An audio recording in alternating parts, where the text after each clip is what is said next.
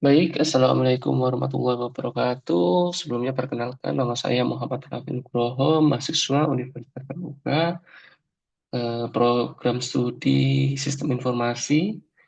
Eh, izin, Pak dosen, saya ingin mempresentasikan terkait dengan tugas 2, yaitu pembuatan aplikasi gaji karyawan melalui bahasa pemrograman Java.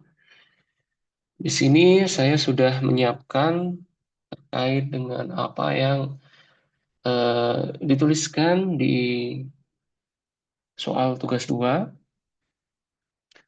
Saya tinggal mempresentasikan apa hasil pekerjaan saya, mempresentasikan bagaimana sistem saya itu bekerja. Mohon izin, saya mulai saja.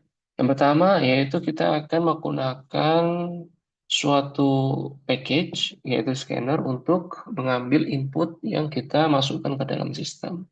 Dalam hal ini kita akan menginput eh, jenis karyawan, baik A, B, atau C, lalu jumlah jam untuk lemburnya berapa begitu. Itu dari keyboard semua yang pengguna masukkan untuk mengklasifikasikan dia itu karyawan jenis apa dan berapa jam dia lemburnya. Begitu. Nah, selanjutnya untuk eh, programnya itu dimulai dengan public class seperti biasa. Untuk bahasa permukaan Java seperti itu, baru public static, baru poinnya adalah system out untuk memberikan judul, tambahan saja itu. Yang kedua adalah untuk memasukkan golongan karyawan itu sendiri, yaitu A, B, atau C. Nah, golongan itu nanti ada fungsi atau metode untuk to uppercase, yaitu apabila kita menginput itu hurufnya kecil, dia tetap terbaca dan dikenali oleh sistem.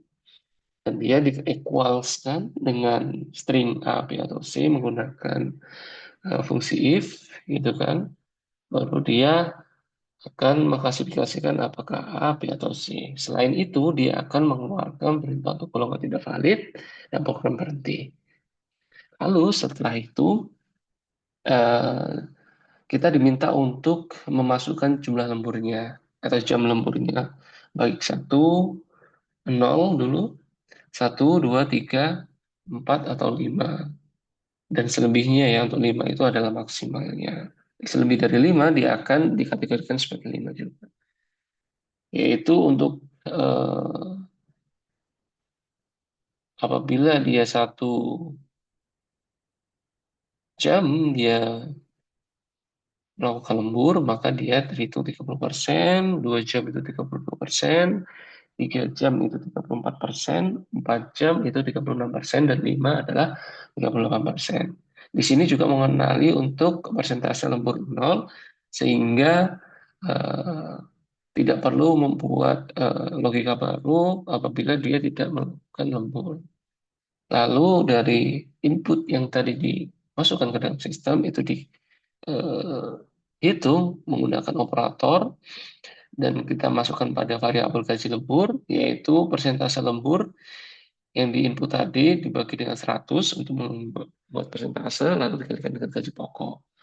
Nah, itu akan mendapatkan gaji lembur, disimpan pada variabel gaji lembur. Nah, gaji lembur itu tadi nanti akan digunakan sebagai penjumlah dari gaji pokok untuk mendapatkan variabel total penghasilan.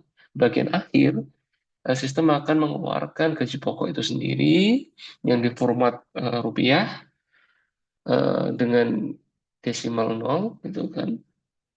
Lalu eh, gaji lembur itu sendiri dan total penghasilan yang akan dikeluarkan. Mungkin itu saja dari saya atas tugas 2 ini. Mungkin banyak kekurangan, saya mohon maaf. Terima kasih. Sebelum saya tutup, saya akan coba running ke program saya. Saya coba running dulu.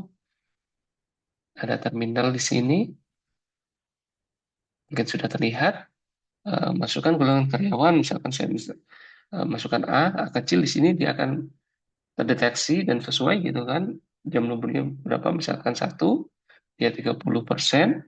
Tertulis di situ 30%, gaji pokoknya berapa, gaji lemburnya berapa, dan total pensiunnya berapa.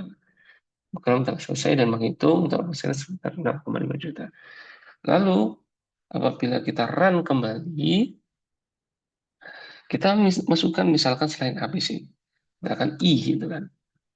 Program akan berhenti, golongan tidak valid, sehingga program akan otomatis berhenti karena tidak mengenali inputan yang kita masukkan. Itu saja mungkin dari saya. Assalamualaikum warahmatullahi wabarakatuh.